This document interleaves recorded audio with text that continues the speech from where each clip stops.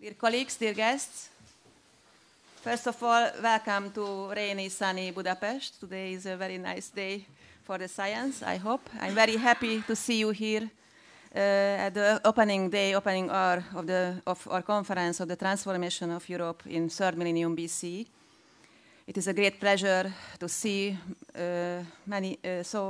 see you here together, and I hope our live stream is up and running.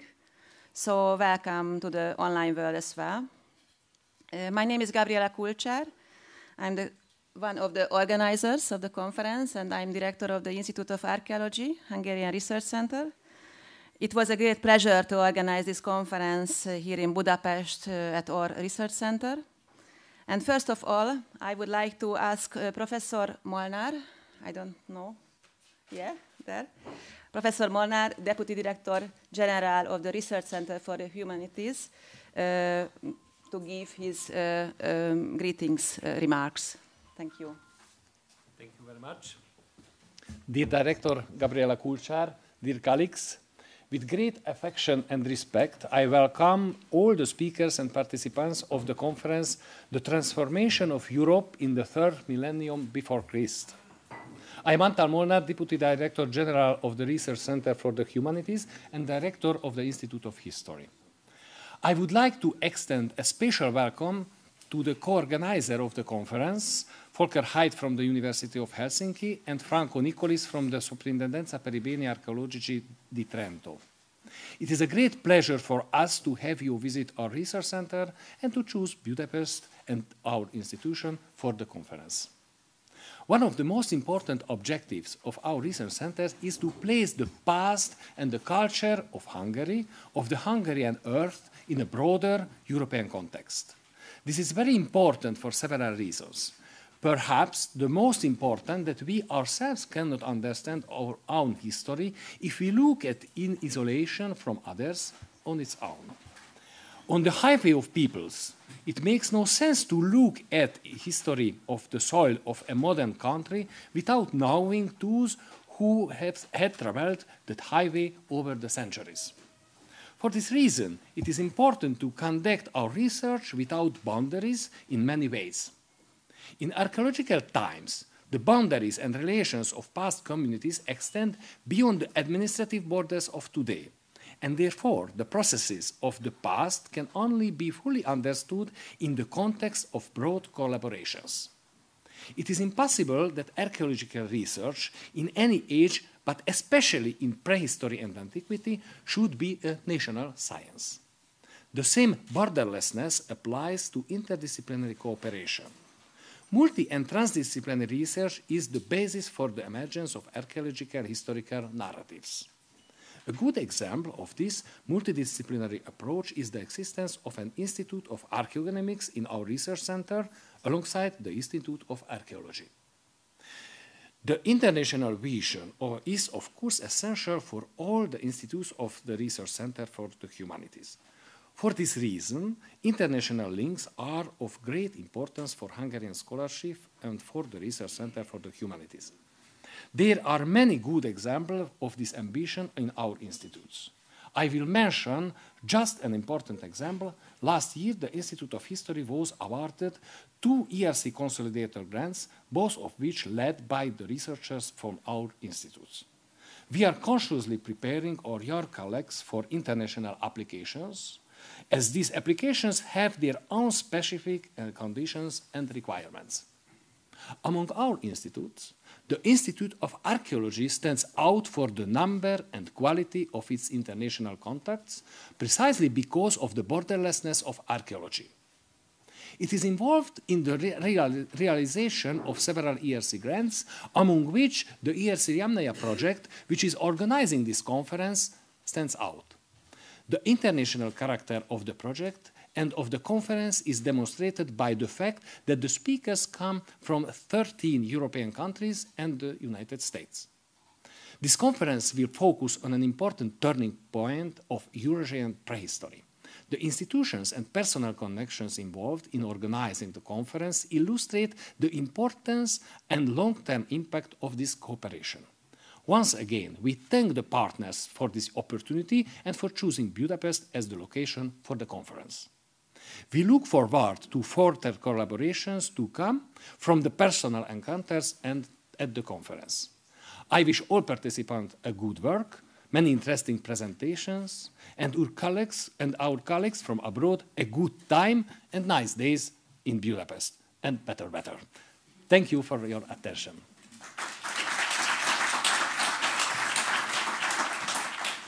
Thank you very much, Professor Molnár. And now I turn to my co-organizers, and I would like to ask Franco Nicolis for his introductory words.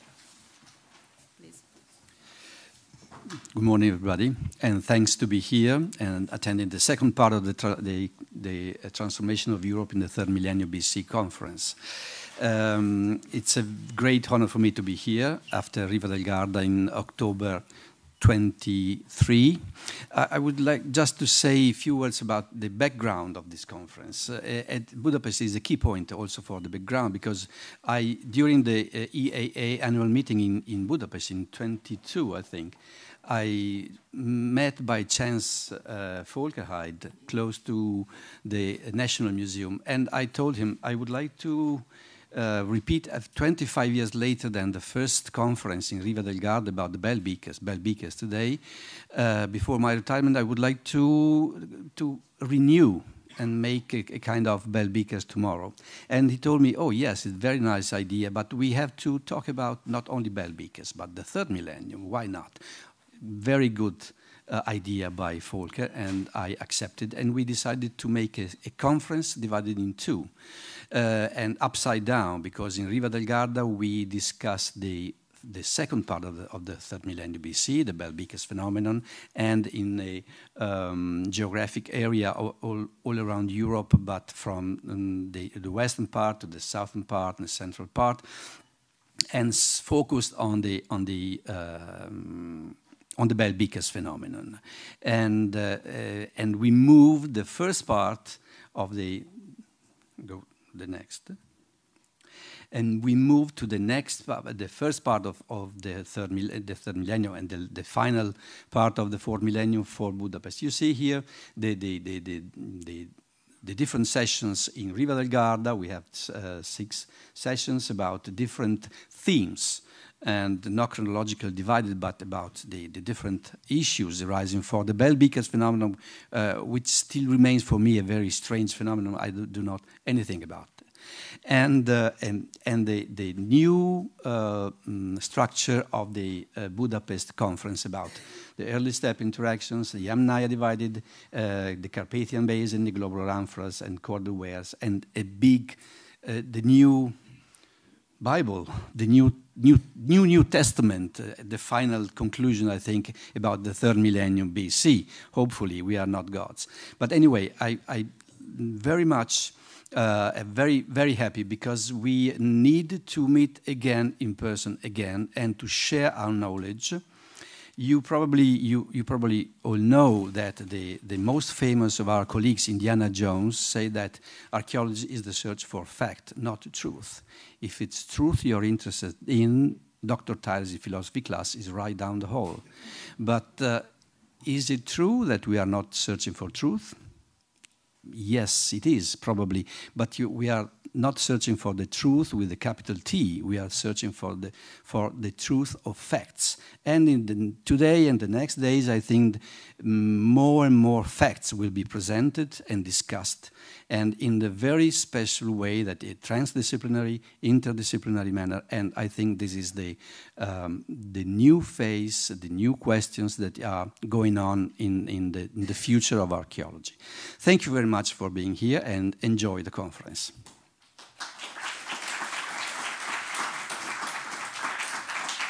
Thank you very much, Franco.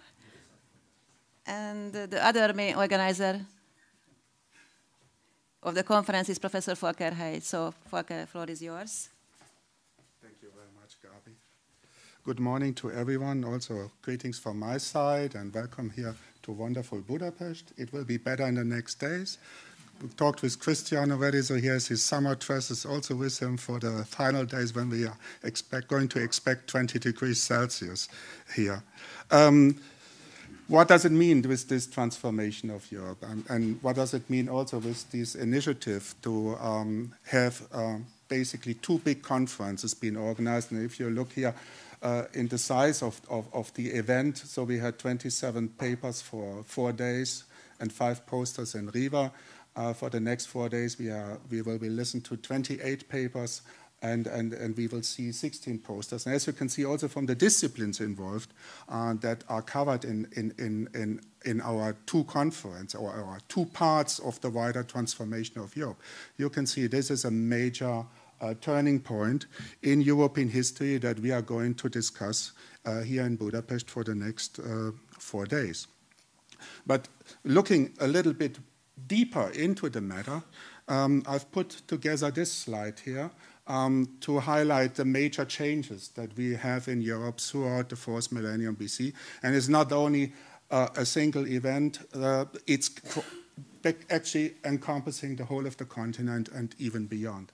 And there are many disciplines that have actually a saying in understanding all the big changes that we see in Europe at the time. So it's not only about archaeology, and we see many cultural and social change, new material culture, new burial culture, fading out of previous cultures, and so on. But genetics has a bit saying here with the westward spread of steppe ancestry, but at the same time we also see eastward spreads of various other components of ancestry, including steppe ancestry, and distinct admixture pattern.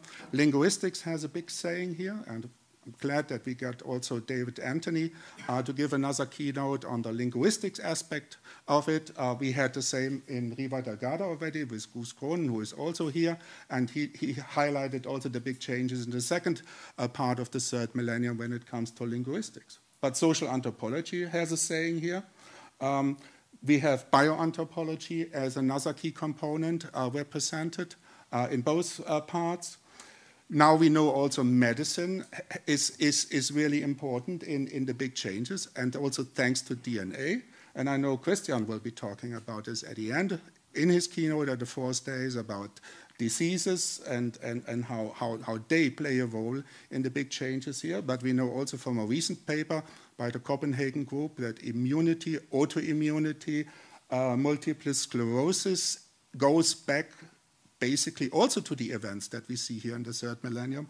And environmental sciences, climate, of course, deforestation, all these things play a role, and social sciences, because we are dealing with migrations, we are dealing with inequality, conflict, and probably also religious changes that are taking place throughout the 3rd millennium BC. And, as I said already before, it's not confined to Europe.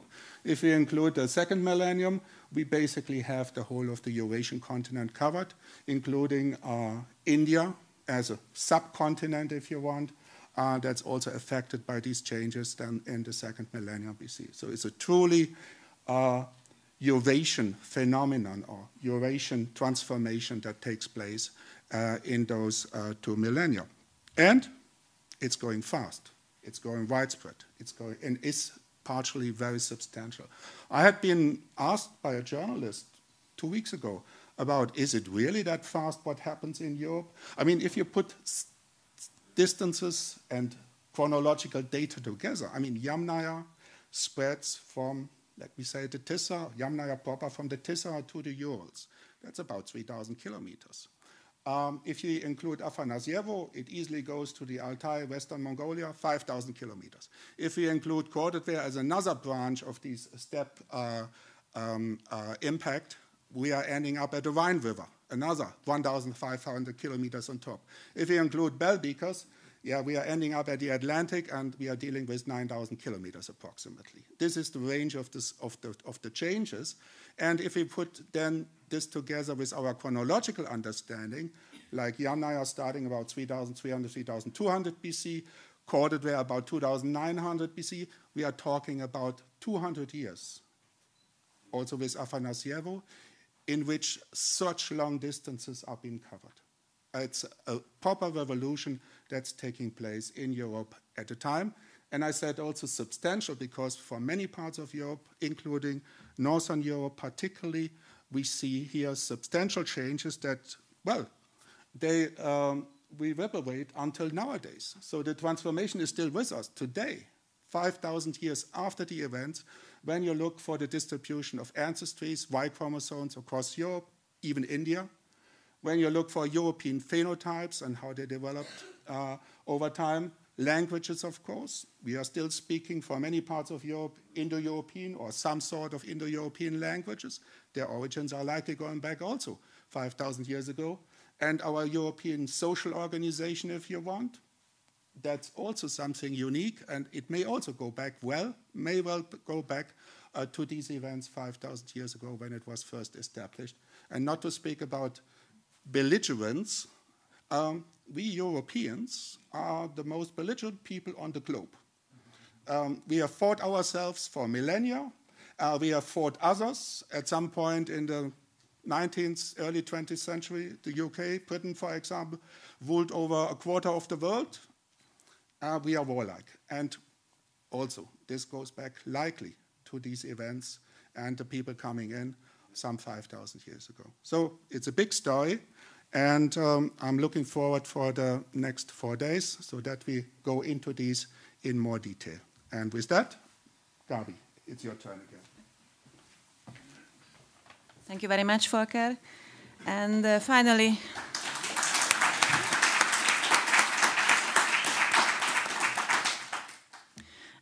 I would like to draw your attention to the parallel event of the conference. You can find a photo exhibition on the gallery entitled Ancient Horizons, Kurgans in the Landscape.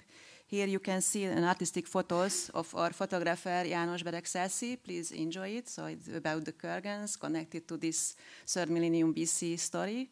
And I'm very glad to see your photos here, and I hope the others will the same. And in addition to the presentations, you are welcome in the poster sessions corner during the breaks and at the Archeolingua Publishing House desk here in this room. For practical information, please contact me or staff with terracottas, badges, and registration desks. And we would like to help you if you need something. So I wish you nice days here in Budapest, and thank you for all of you. And thank you. And we are already somehow late. We had already expected this at the planning phase, so we have planned a longer lunch break. So maybe we can spare the time. And however, the afternoon will be a little change of our conference program, because due to illness, Eva Rosenstock's and Martin Trautmann's lecture will be cancelled. So, after this short introduction, we turn to the first session, entitled Early Steppe Interactions from the Mid and 3rd and 4th millennium BC between the Caucasus and the Carpathians. And it is a great honor to invite Professor David Anthony to chair this session. So, David, the floor is yours.